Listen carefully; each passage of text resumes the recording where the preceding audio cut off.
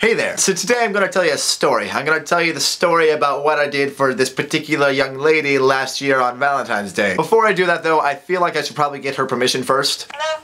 Hey Elise. Hey. Do you remember that thing I did for you for Valentine's Day last year? Like the roses or? Yeah. Do you mind if I make a vlog about it? Sure, go ahead. Alright, thank you. Awesome. Okay, so Valentine's Day 2012. Okay, so here's the exposition. There's this girl. Her name is Elise. She goes to my church, and we've known each other literally our entire lives. We got baptized on the same day. In December of 2011, I took Elise out on my first date, and it was to see How the Grinch Stole Christmas, the musical, at the Peabody Opera House.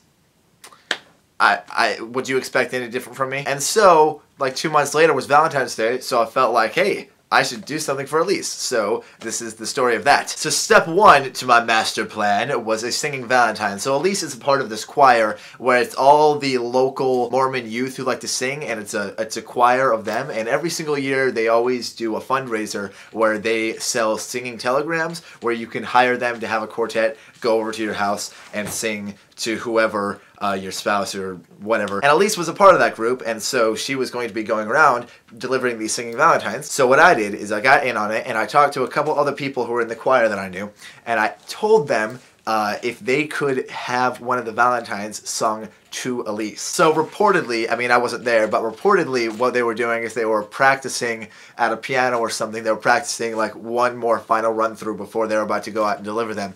And they all turned towards Elise and sang one of the songs, and it was cute. Now, they delivered these Valentines on the weekend before Valentine's Day, so it was actually like February 11th or something, and that was good, because it lured her into this false security that was all I was going to do for her. And so the main part of my Valentine's Day plan is that Elise was going to receive a dozen roses that day, except she was going to receive them one by one throughout the entire day. And it took quite a lot of meticulous planning, so here's how I did it. Now, Elise actually attends a different high school than me, so it actually took quite a bit of planning. Now, first of all, it's important to know that every single day before school, I actually attend a 1-hour, Bible study class with my church before school very early in the morning at 6 a.m. I know, it's crazy. We Mormons are crazy. Just get used to it. Anyway, so I see Elise there every morning. So I had this master plan of when Elise would receive the roses scattered throughout the entire day, and I had several people involved. The first of which was Elise's father,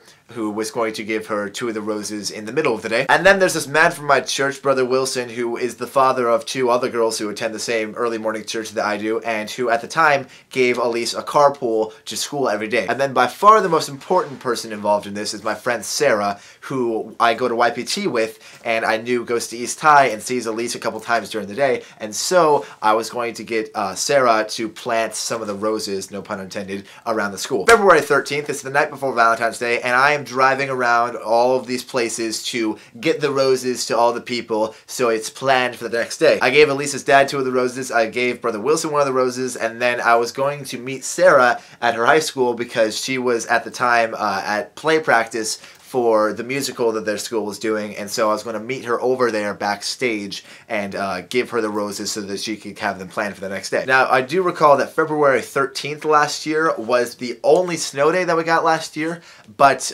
it was very, very snowy and icy on the roads that day. And I had only had my license for about 2 months at that time, so I had pretty much risked my life to drive over to that high school to deliver the roses. Now, Elise was working as a spotlight operator for the school musical, so I had to sneak in through the back entrance of the school so Elise didn't see me. So I'm at the high school, and I have 4 or 5 roses for Sarah, and I meet her backstage, and so I'm talking about, I want her to give her to some of her teachers, etc., etc., and this girl, Reagan, is passing by, or she's backstage or something, and she overhears the name Elise, and she's like, oh, I know Elise, I'm best friends with her, she's my locker mate. And I was like, yes. So I was able to get one of the roses in her locker, and so everything was working perfectly. So here's how Valentine's Day unfolded for Elise that year. Now, in the aforementioned early morning church class, Elise and I were always the first people to get there. We were always there 5 minutes early, so it was always just us 2 before everyone showed up. And Elise always played the piano when she came in, and she would always accompany us in our opening hymns. So what I did is I got there extra early, and I put one of the roses roses on the keys of the piano. And so Elise came in, and as usual, she walked straight to the piano, and then she saw that there, and then she looked up and she's like, oh, thanks, Ben. But little did she know. Okay, so during seminary class, I quietly snuck out of the room. People just assumed I was using the restroom or something.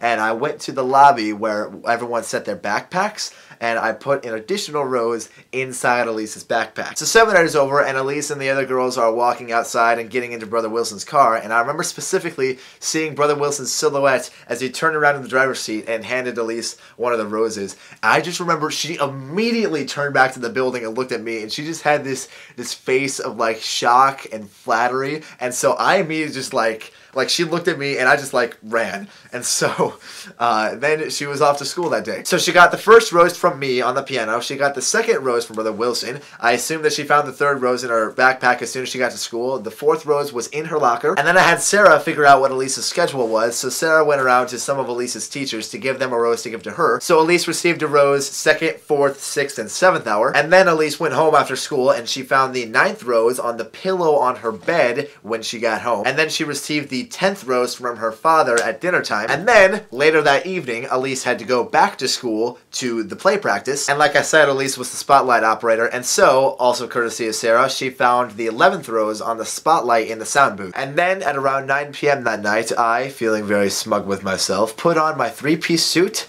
and I drive over to Elise's high school with the 12th rose. And the play practice was supposed to get out at 9:30, and so I quietly sat next to the auditorium doors where I presumed Elise would be walking out from the sound booth. So I'm waiting out there, and this is kind of hard to explain, but the hallway that leads to the auditorium doors kind of overlooks another hallway, so there's this bar and you can just look down and there's another hallway a story down. And I had bought Sarah, who had helped me with this entire deal, a little thing of chocolates just to say thanks for helping me out. And so I was also going to find Sarah after that rehearsal to give her those. And so in that lower hallway, I recognized Sarah's dad, and so like, whoa, hey, this will save me the trouble to having to find Sarah. And so I called down, I'm like, hey, Mr. York. And so I toss him the box of chocolates to give to Sarah later. And then, extremely to my surprise, I hear Elise's voice from down the hallway, and she appears right next to Mr. York. For a second, I was completely surprised because I was expecting her to come out from the upper level doors. And I just remember she was like, Ben? And so I had the last rose, and so in a kind of reverse Romeo and Juliet balcony scene style, I see Elise and I toss her the final rose. And then I very humbly say, Happy Valentine's Day, Elise. And I just captured the moment of Elise picking up the final rose, putting it to her face, smelling it, and then looking up at me and saying, thank you. And that is how you do Valentine's Day. So overall, it was a complete success. Now that story is all cute and sweet and romantic, but here's the catch to the story. After that incident, I never dated Elise. Like, she never became my girlfriend or anything. It was just a very thoughtful and romantic thing that I did for her that day. When I tell this story to people and I tell them that I never dated Elise aside from the 1 or 2 dates that we went on before that, they kind of find it a bit surprising. And I think it's important for people to know, which I think has kind of been forgotten in this generation, that it's perfectly acceptable to do thoughtful and romantic things for other people just for the sake of making them happy and not for the sake of trying to woo them. And ever since that day, Elise and I have been really good friends, and it was a fun incident and a great story to tell, and I just thought it was a lot of fun. So this Valentine's Day, don't waste your day complaining that you're single and that no person's going to love you, because let me tell you, if you show love and thoughtfulness to other people, you will get it in return. So keep that in mind. So anyway, thanks for watching this video, and have a nice day.